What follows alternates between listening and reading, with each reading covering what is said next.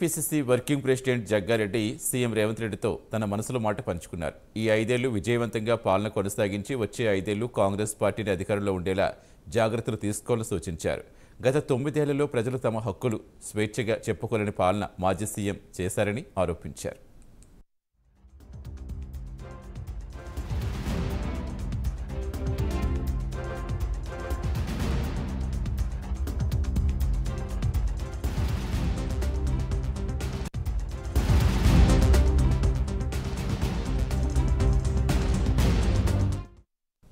కాంగ్రెస్ ప్రభుత్వంలో స్వేచ్ఛ ఉంటుంది కాబట్టి తెలంగాణ ప్రజలు ప్రభుత్వ ఏర్పాటుకు అధికార బలం ఇచ్చారని జగ్గారెడ్డి అన్నారు.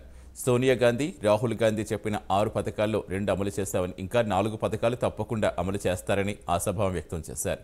బీజేపీ, బీఆర్ఎస్ పార్టీలు ఒకటే అన్న విషయం తెలిసిందే అని, వాళ్ల రాజకీయ వ్యూహాలు ప్రతివ్యూహం వేసి రాజకీయంగా దెబ్బ కొట్టాలని పిలుపునిచ్చారు.